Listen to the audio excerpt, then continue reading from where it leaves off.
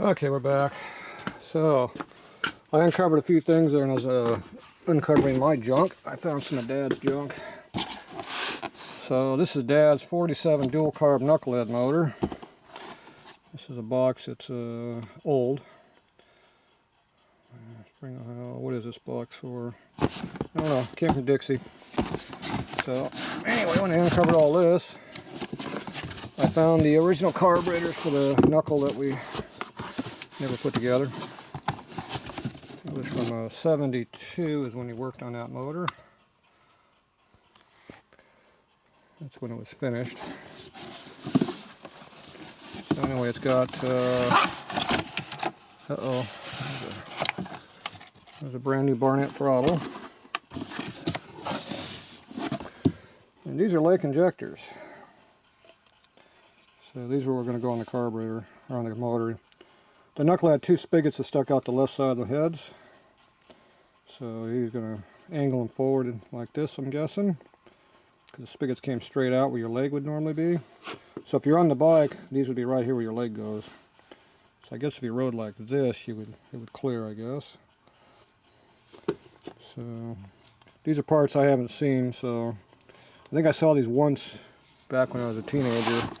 Never saw them again, so it was hidden behind the sink. So there's two of them in here. 764.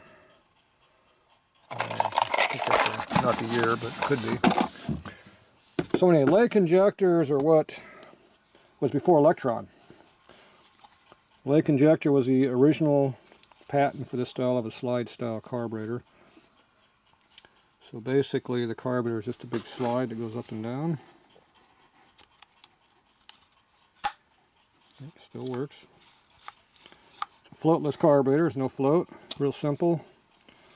You only got one moving part, or maybe two. The fuel inlet goes right through the center. It has a needle that goes in the center, it controls everything. You turn the needle and that controls your mixture. That was this one here. Oh, actually it was down here, excuse me. This is the other side. So this is like a tube probably. Well, this would be the tube, and this would be the needle. And you just rotate this, and that's what controls your fuel mixture. So it's kind of like Electron or an Edelbrock carburetor in the 90s. And then the Electron's obviously made forever. So Electron used to work for Lake, and then he stole the patent. Got pissed off and left and did all that. So anyway, it has a big slide valve that goes up and down in there. Let's see if I can do this here. So there's a big valve that opens up in there. Can't see it, but anyway, that's how they work. I don't have any tools here with me to take this apart. Actually, it looks like it comes apart pretty easy. Got springy dingies here. Like most things that are old, they're made to work. Let's see how this tripod system I got here works. Okay, so one spring, two spring, three spring almost. There it goes. That's been in there for a while. There you go, straight through designs here.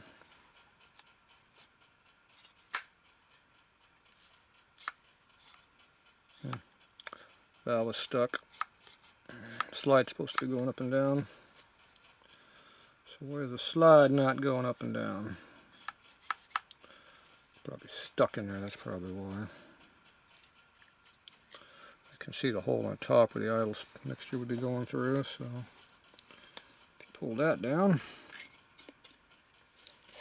There we go. Straight through. See, that just goes up and down like that.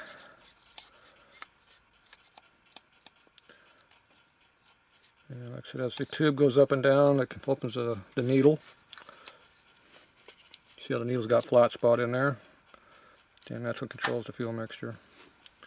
So very simple carburetor, very sensitive to atmospheric changes. So if you go a block that way or a block that way, it's different. So it's kind of a piece of crap for riding on the street. Great for racing. And anyway, that's how they did it. Like I said, this is the original one that was made that way. So lakes are from late 60s to early 70s. They went around for very long. They're made in California. I went out there once when I was a kid, but I was too young to really know what was going on back then. I think I was like 7, maybe 8. Didn't really care too much about Harleys at that time. I was more concerned about tricycles, bicycles. Alright, there you go. More weird junk. You never know what you come across. Somehow it came out of this box too now. So anyway, this is all stuff that goes on that motor, wherever the hell the motor's hidden.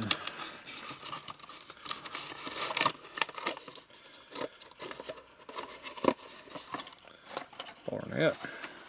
They made the same box forever. But this is back when it was brand new. Yeah, it wasn't old back when that was available. Alright, so there you go on that one. Good look at my pants. So I found that. And then something real intriguing was this thing over here. I don't have a camera stand here, but so evidently Dad was in the miniatures. This was laying on top of the toilet. So we got our little cannon here. I guess this opens up a little bit. It's got caps sitting in here, so it's a noise-making cannon. So semi-functional, I guess. Oop. There we go. So found that. This here is our blaster caps. I guess he used it more than once. It's empty. So this is a cap noise maker, I guess. So I'm not sure what year all this stuff is, but I'm assuming this is all from the early to mid 50s. By being plastic like this is probably a little newer, maybe 60s. So anyway, I found all of this crap right there. So this is all laying on top of the toilet bowl back there. So this is all dusty, so I couldn't tell what it was. So I thought, oh, some kind of an old catalog or something. Then underneath it I go, oh, this is something weird. What's this? So this is catalog number 59. That's what that is. So this is some kind of a miniature motor, I'm guessing. It says miniature engine. Blueprints and casting stuff. So this talks about how to work on motors, I guess. So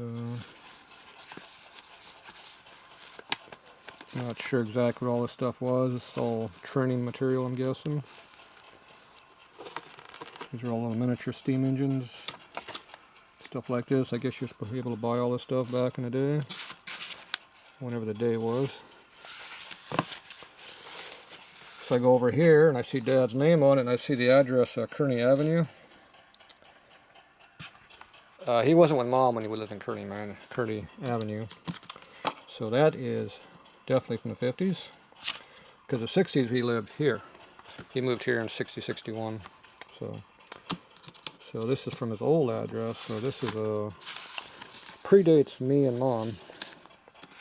So this is what he was doing back when he was a teenager, but 20s probably.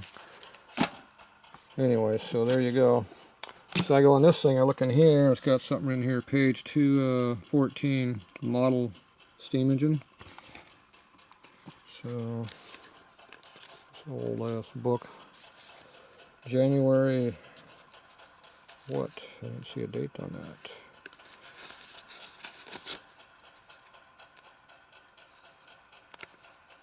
Yeah. The pages are a little old. Ooh, that's crusty. Crispy. Not crusty, crispy. Looks like that page is missing. You get one of these that has writing on it. 50 what? What years that say? There you go. That's old. January. Yeah, that's when he was early 20s. Dan was born in 31, as I recall, so there you go. Not a teenager, but young adult. So you go page 214. This is like looking at one of those old mechanics books. So here is his engine he was interested in. So he's got all kinds of stuff written in here. So this is that same engine that's right here, see? So I guess he was dicking around with this stuff, interested in internal motor and, you know, steam engines, internal motors and stuff like that. So this is what Dad did when he was young. This is how he educated himself, because Dad was self-taught. So back in this time frame, he had his Triumph. He's up there blowing up every time he rode it. He bought a brand new 52 Triumph in 52 or 53, one of those 2 years. He succeeded in blowing it up just about every time he rode it, but he might have hopped it up slightly. So anyway, after I uncovered all this, then I cleared off the table and found more parts.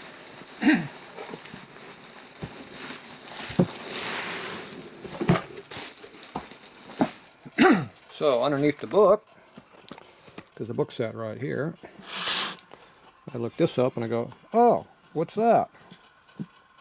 That kind of looks like this thing over here. Ah, look at that. Looks like Dad was screwing around. It looks like he was making some of this stuff himself. So I think he actually made this. It looks like this is something he made.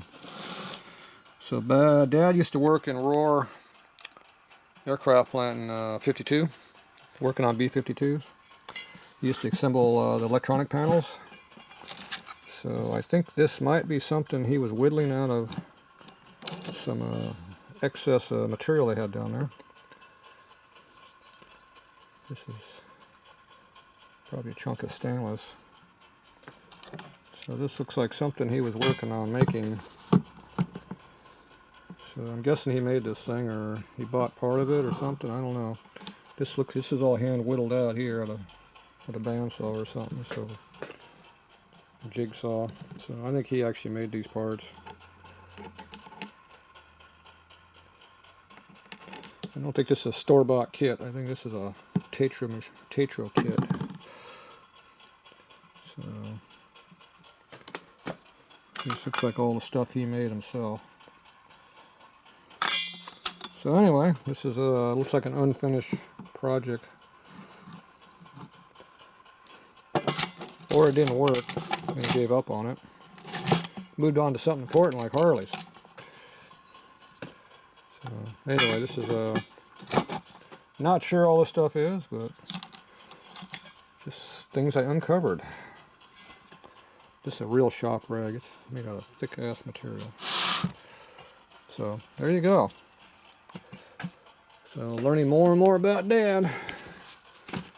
He's just an old motor junkie, working on shit when he was a kid, or young man, past a kid, but not by much. All right, well there you go. Me, I worked on a military 45 bike. That's my project. Mine runs though.